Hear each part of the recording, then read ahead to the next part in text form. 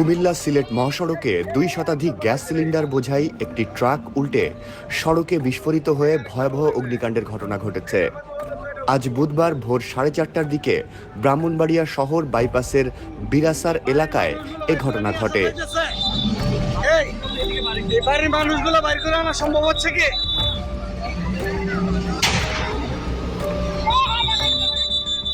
ব্রাহ্মণবাড়িয়া সদর মডেল থানার ভারপ্রাপ্ত কর্মকর্তা মোহাম্মদ মোজাফফর হোসেন ঘটনার সত্যতা স্বীকার করে জানান, প্রতিটি সিলিন্ডার বিস্ফোরিত হয়ে উপরের দিকে উঠেছে।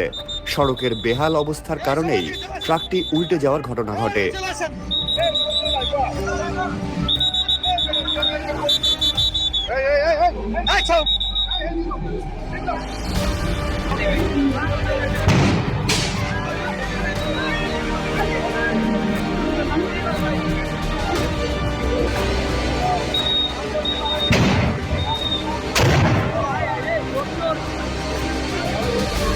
এখনো অনেক সিলিন্ডার রয়ে গেছে। সিলিন্ডার কিভাবে বিস্ফোরণ হয়?